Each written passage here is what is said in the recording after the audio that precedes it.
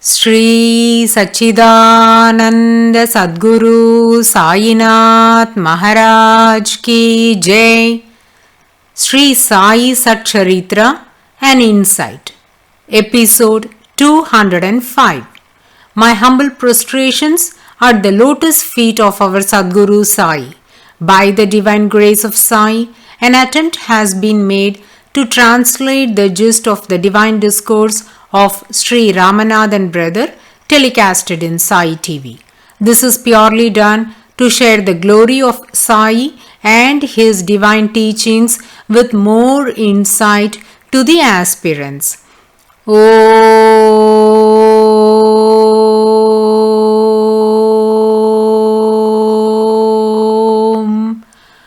Gurur Brahma Gurur Vishnu Gurur Devo Maheshwaraha Gurur Sakshat Parabrahmam Tasmai Shri Gurave Namaha. Devotees, we are going to listen to the details connected to the Jamner miracle. Mainatai, daughter of Nana Sahib Chandorkar, got married at a very early age. In the olden days, the girl child was made to marry at a very early age, and only in the later years the law enforced that the marriageable age for girls was 18 years. Thus, Mainatai got married at the age of 16 and her husband was Ganesh Kuvalekar. Nana Sahib was holding a great position in the government. He was the Mamlatdar. And so his daughter was married to a family that was affluent and large. In the year 1904, plague epidemic was widespread in India. It was the most fatal pandemic of the period. Many Maharashtrians were victims to this dreadful disease. People residing at Pune were also afflicted by this disease, and Ganesh Kuvalekar also met his fate through this plague epidemic, leaving Mainatai behind as a young widow of 17 years. Nana Sahib Chandorkar was shattered to see the sad plight of his beloved daughter. His young girl was also pregnant at the time of her husband's death, and she was expected to deliver in the year 1905. This being her first baby, as per custom, the delivery would take place at her parents' place. The date of delivery was also estimated. Nana Sahib Chandorkar was posted at Jamner as Mamlatdar, so Nana Sahib and Radhabai Chandorkar brought their daughter to their home at Jamner for her delivery. Jamner is situated in the district of Khandesh, 38 kilometers away from the place called Jalgaon. In those days, there were no trains to Jamner. So, to visit Jamner, one had to stop at Jalgaon station and ride by a tonga or go by walk to Jalgaon. Khandesh being one of the largest districts, for easy administration, it was divided into two during the year 1906 as East and West Khandesh, and Jalgaon became the headquarters for East Khandesh, and Dhulia was declared as the headquarters of West Khandesh. Jamner belongs to East Khandesh as it is a region in Jalgaon. From Shiradi, Jamner is almost 216 kilometers far. As the delivery date was nearing, Mainatai developed medical complications and she seemed to be very weak. The complications led to acute pain in her body, and unable to bear the severity of the condition, she was bursting out in tears. Nana Sahib was grief-stricken. At Vani is the temple of goddess Saptashringi, and Maharashtrians have a strong belief that whenever situations are adverse, it is vital to invoke the grace of goddess Durga. So thought Nana Sahib and planned to do Navachandi Homam. Even after performing this Homam, Mainatai didn't get noticeable relief. Then Nana Sahib came to know that Durga Saptasati can be performed to find a solution to this problem. There is a mention about this Durga Saptasati in the Markandeya Puranam. Saptasati denotes 700, so 700 verses in praise of Goddess Durga are chanted while performing this puja. This puja is usually performed at the temple of Saptashrungi Devi. As the term Sapta denotes 7 and Saptashrungi means the one who governs the 7 hills. Nana, in order to please the goddess, arranged to perform this puja at his residence. Despite the Homam and the Durga Saptasati, there was no change in Mainatai's plight. Though he was getting these pujas performed at his home, his mind was engrossed on his only savior, Sri Sai Maharaj. Seeing the suffering of his daughter, Nana Sahib's heart was breaking into pieces. He was offering his prayers and beseeching Lord Sri Sai Baba's grace heart to heart thus, Baba, Mainatai has throbbing pain. Please protect her and give her relief from this agony.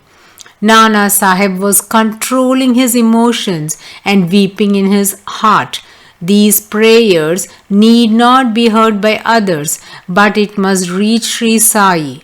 Yes, it did reach the ears of the omnipresent Sri Sai Baba. No matter how far the devotee is, all his actions and thoughts are known to the omnipotent Sri Sai Maharaj. Nothing is veiled to the all-pervasive God. Let us now go to Shirdi and listen how Sri Sai Baba prepared to bless his ardent devotee Nana Sahib and his daughter Mainatai. There was a Gosavi saint by named Ramgir Buva. His native town was Jalgaon, but his mother's granny's hometown is a place known as Sada, located 4 miles away from Shirdi. Immediately after his birth, he was taken to the village Sada, so he grew up there, which itself is a greatest blessing because originally he was from Jalgaon, around 216 kilometers away from Shirdi. But now he is located very close to Shirdi. Being in the proximity of Shirdi itself is one of the highest boons. Ramgir Bua had his schooling in Shirdi. He was fortunate enough to personally witness many divine leelas of Sri Sai in person. He was interviewed by Pujya Sri Narasimha Swamiji while collecting first-hand information from the devotees of Sri Sai Maharaj to pen down the book The Devotees' Experiences. Ramgir Bua's assertions are very important as he was the eyewitness of many important leelas that took place in Shirdi. His mind was always engrossed in spirituality and was not interested in getting married, so remained as a bachelor. He was always involved in activities related to Gosavi Sampradaya, and he considered Gangagir Bua as his guru, who was a householder saint residing in a village known as Vanjargaon at Puntambe. Devotees might recall that we have already discussed about Gangagir Maharaj, Janakidas Maharaj and Devidas Maharaj in the initial episodes that narrates about the arrival of Sri Sai Maharaj to Shirdi. These 3 saints were closely acquainted with Sri Sai Baba and they enjoyed each other's company.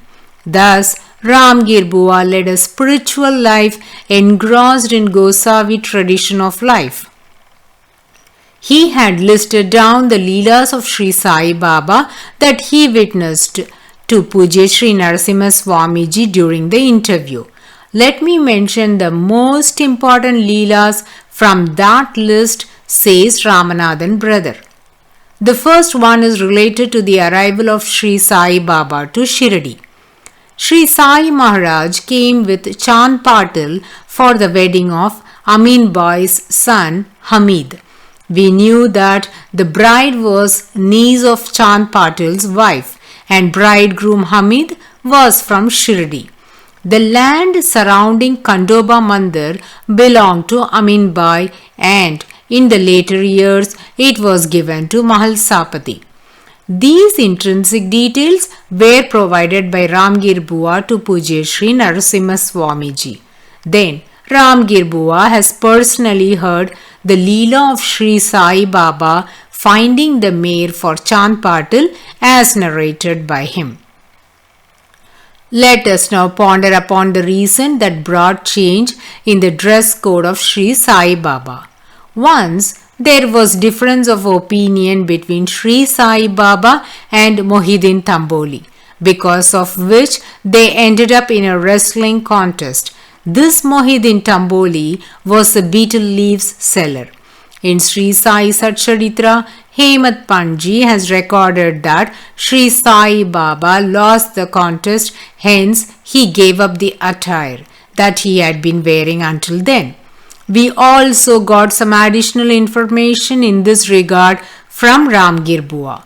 Mohidin Tamboli was not only a betel leaf seller, he was also found practicing black magic, so was his son-in-law. This son-in-law also wrestled against Sri Sai Baba, says Ramgir Bua. Once Sri Sai Maharaj had eye sore and they were watering. To heal his eye condition, Sri Sai took a handful of black pepper, crushed them and kept on his eyes and put a bandage over it. The very next day, Sri Sai Maharaj's eyes were completely cured, said Ramgir Bua. We can't imagine the burning sensation one might feel if the crushed black pepper is kept on the eyes. Whereas Sri Sai did this treatment to himself and this information was not communicated by anyone else and we came to know from Ramgir Bua. Likewise, we knew that Sri Sai Maharaj had meditated at the base of the holy neem tree, which is regarded as the abode of Sri Sai Baba's Guru. Those days, there was no lodging available for the devotees visiting Shirdi. Hence, Harivinayak Sate came and spoke to Sri Sai Baba thus, Baba, I wish to build a vada for the devotees to stay and have your darshan in a more comfortable way. Hence, I beseech your permission for the same. Then Harivinayak asked where he can build the vada. Sri Sai Maharaj pointed to the land close to the neem tree in Guristan and said, you can build the vada here. As devotees can recall, the neem tree and the land surrounding it is a very auspicious place, as that has been declared as Sri Sai Baba's Guristan. The branches of this tree were widespread, and to commence the construction, the branches must be trimmed. No one was ready to do this. Of course, it's a holy tree, but Sri Sai Maharaj himself has granted the consent. Then listeners might wonder the reason for the people's hesitation. Let us now listen to an incident in this connection that occurred many years ago. A Muslim boy was trying to climb this sacred neem tree. Onlookers warned him, saying, this is a holy tree and you are not supposed to put your foot on it, so get down. Whereas the boy didn't budge a bit, instead continued to climb on top of the tree.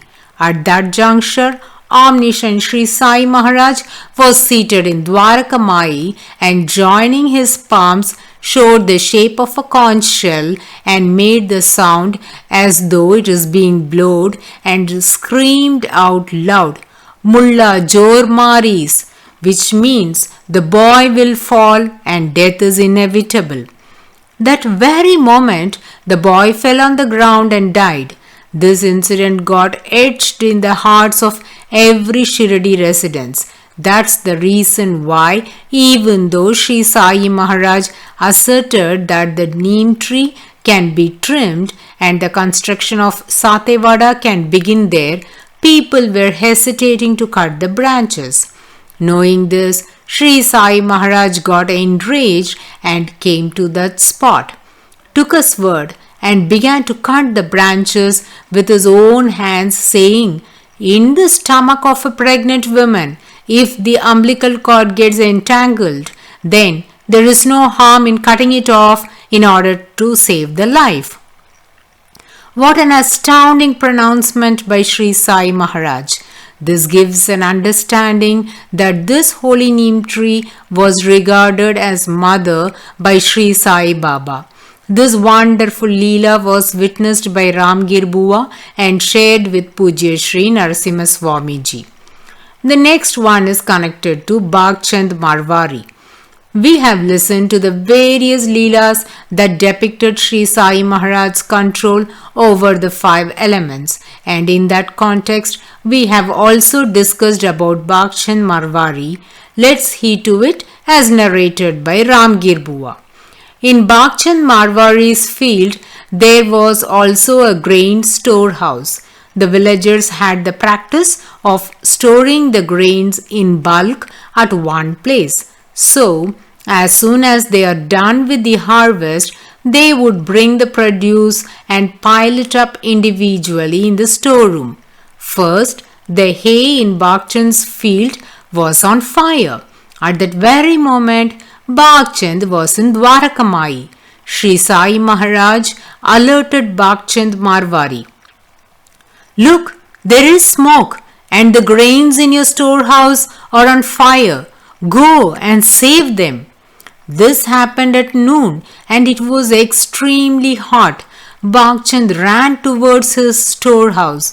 He looked around and surprisingly there was no trace of fire.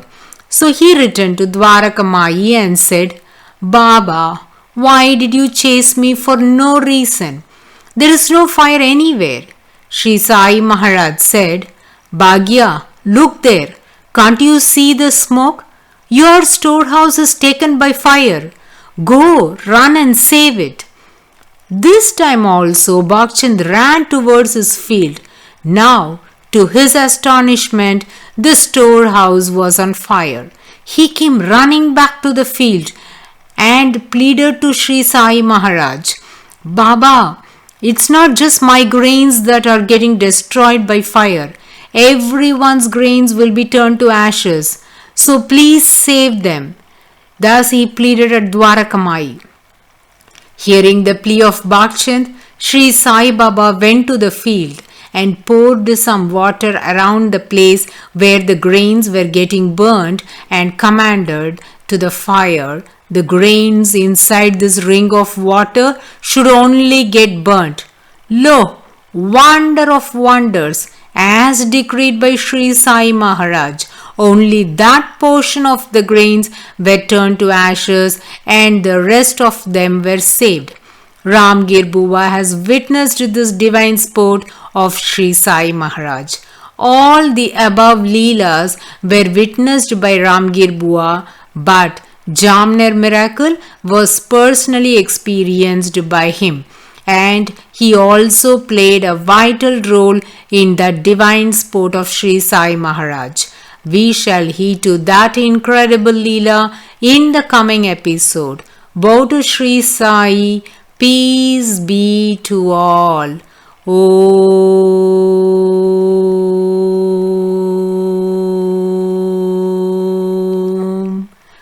Sai Ram.